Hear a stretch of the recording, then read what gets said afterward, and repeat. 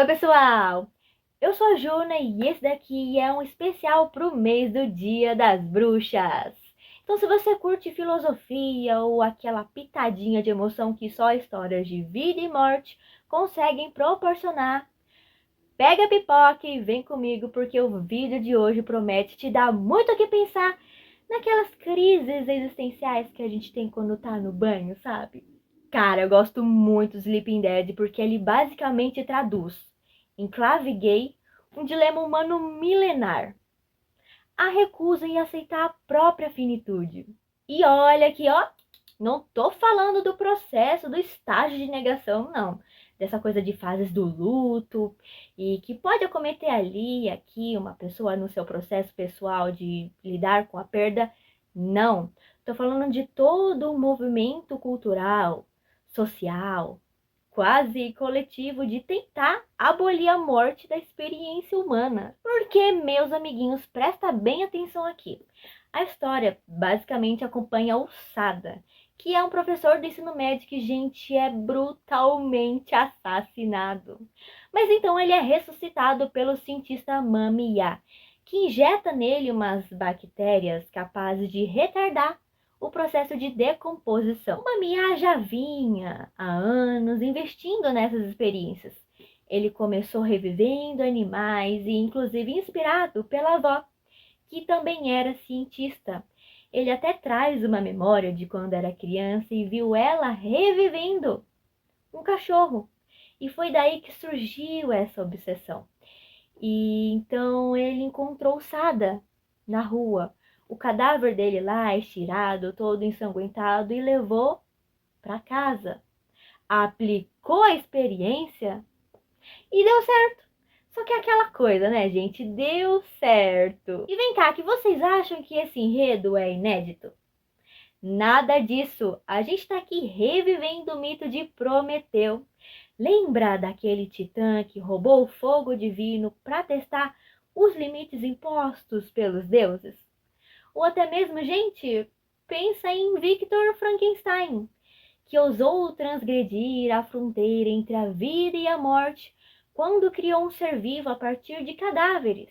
Essas histórias sobre pessoas que brincam de Deus resistem ao tempo e atravessam gerações justamente porque revelam algo muito próprio do nosso inconsciente. O Mamiya encarna a fantasia prometeica de vencer o inominável, a morte. São tradições fictícias como essas que esbarram, gente, num aforismo clássico da psicanálise. No inconsciente não há representações da morte, ou seja, nossa própria morte é inapreensível. Porque veja bem, sempre que tentamos pensar nela, como seria, gente, não importa. Vamos continuar sendo meros espectadores da cena.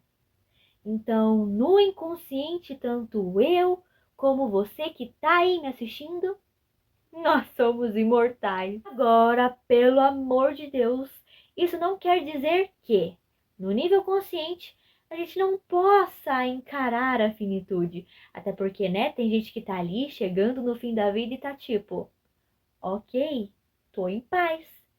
Mas o ponto é, por mais que se aceite gente racionalmente, há no inconsciente ainda esse buraco, esse impossível de representar.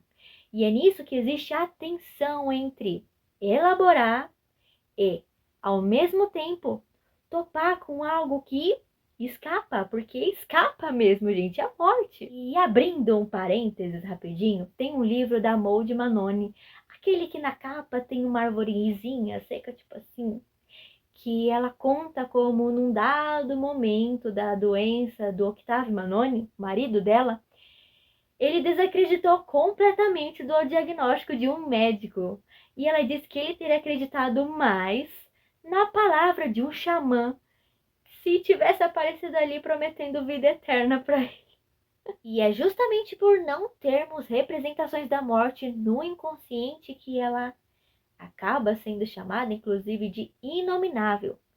Inominável porque é algo, é uma experiência que escapa, que não cabe na linguagem, né? Porque a morte é sempre é uma coisa que nos atravessa e nos deixa sem palavras, né?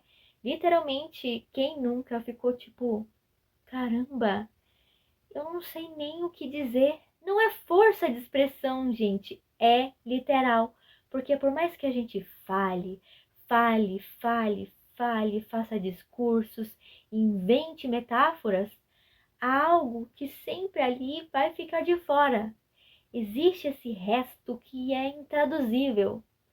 E é por isso que o trabalho de luto, e é por isso que a morte exige da gente um grande trabalho psíquico. E já que a gente está falando de representações da morte, vocês já repararam como parece que a ciência está ali tentando corporificar essa crença na imortalidade?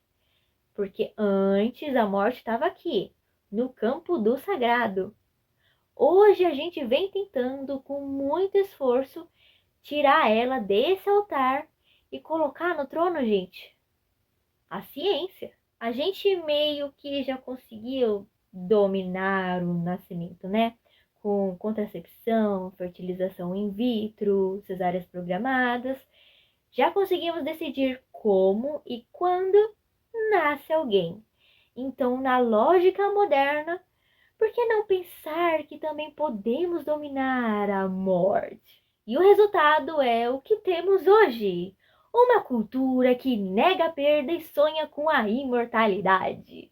Olha só que beleza! Enfim, tudo isso mostra como a gente ainda não suporta a ideia de limite. E o preço disso é tão alto porque, olha só, quando se vive negando a perda, não se aprende a lidar com ela.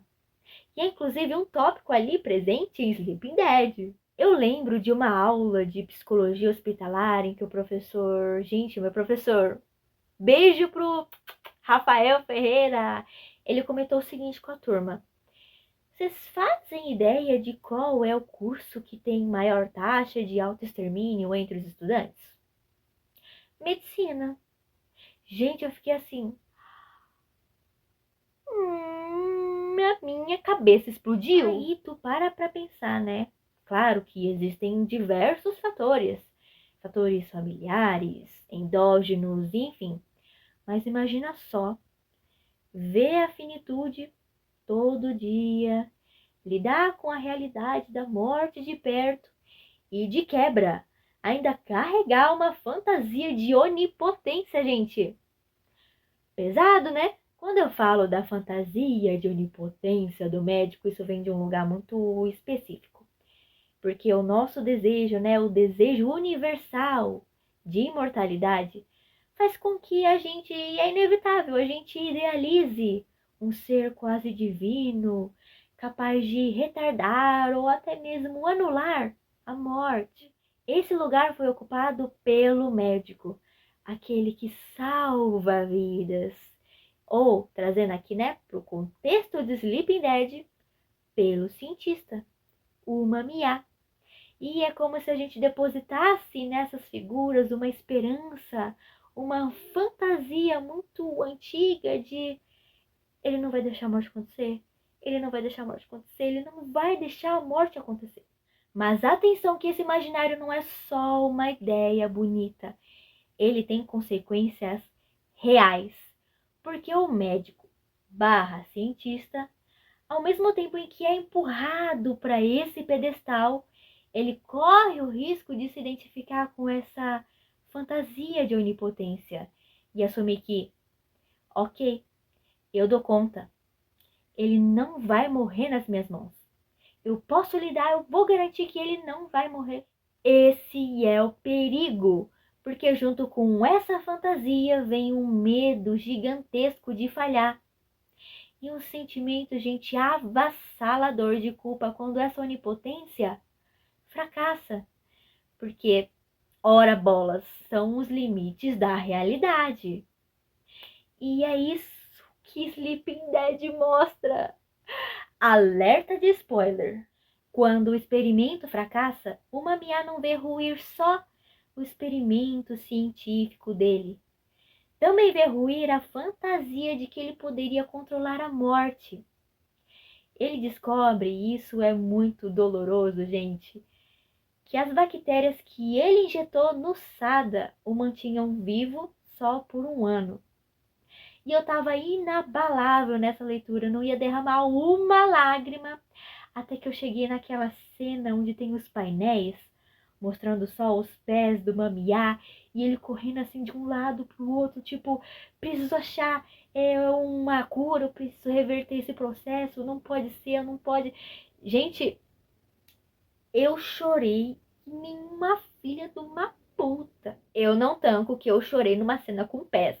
E meus amigos, aqui no primeiro volume tem um diálogo assim legal pra caramba, que no primeiro momento, quando eu li, eu interpretei como sendo dois polos psíquicos em relação à morte, mas depois, gente, foi brilhante em termos de narrativa ver o Mamiá caindo em contradição, porque acontece com ele justamente o que ele repudiava. Esse diálogo acontece quando eles estão falando sobre uma adolescente que morreu no mesmo dia em que o Sada foi assassinado. O Sada fica tipo, que pena, coitada. E o Mamiá responde, não fica bravo, um cadáver não tem consciência. Ainda era jovem, mas tinha tanto pela frente. Isso tudo são ilusões unilaterais de quem tá vivo. A morte é o fim. É desnecessário se emocionar. E o Sada tipo, poxa, como você é frio. Aqueles que ficam pra trás, eles sofrem. E o Mamiya tipo, isso daí é puro ego. Eles lamentam porque alguém que trazia alguma vantagem pra eles foi perdido. Vocês viram que o Mamiya tá ali encarnando esse olhar frio e clínico, enquanto o Sada tá lembrando que ela também é ruptura de vínculos, é o sofrimento dos que ficam. E, gente, é nisso que a narrativa faz a sua reviravolta. Porque, no final, o Mamiya, que até então parecia blindado pela racionalidade, ele se vê incapaz de elaborar o próprio luto. Eu fico até emocionada porque esse é um dos pontos que eu mais gosto nesse BL, que é a fantasia prometeica encontra seu limite justamente no amor. O Mamiya tentou lutar contra a finitude usando a ciência, mas tropeça justamente naquilo que o torna humano, naquilo que o humaniza, que é a sua ligação afetiva com o Sada. Por mais torta que ela seja, ele enlouquece com a morte do Sada porque, gente, investimentos afetivos nos tornam vulneráveis à dor da perda. Para amar, você precisa bancar a dor da perda. Porque amar é justamente isso, é você se expor ao risco. É você apostar todas as suas fichas em um vínculo, mesmo sabendo que ele pode ser rompido, seja pela vida ou pela morte. Por quê? Quem não ama não perde nada. E quem ama corre o risco de perder. E, gente, é nesse investimento afetivo, é nesse gesto de se jogar, mesmo sabendo que pode doer, é que tá a nossa humanidade, gente. Olha só que loucura, quem foi que inventou isso? A vida ganha toda a sua intensidade quando a gente lembra que ela não dura para sempre. E é isso que faz cada instantezinho valer a pena. E, bom, eu queria encerrar compartilhando com vocês o recado freudiano de Nós e a Morte. Ele diz o seguinte: se queres suportar a vida, prepara-te para a morte. Isso porque viver de verdade é se permitir sentir, se conectar, se arriscar, mesmo sabendo que tudo isso é finito. É sobre aproveitar cada momento, cada afeto, como se fosse o último, porque pode ser o último. Curtiu meu trabalho? Então deixa o comentário aqui embaixo e não esquece de conferir os links que estão na descrição. Até a próxima!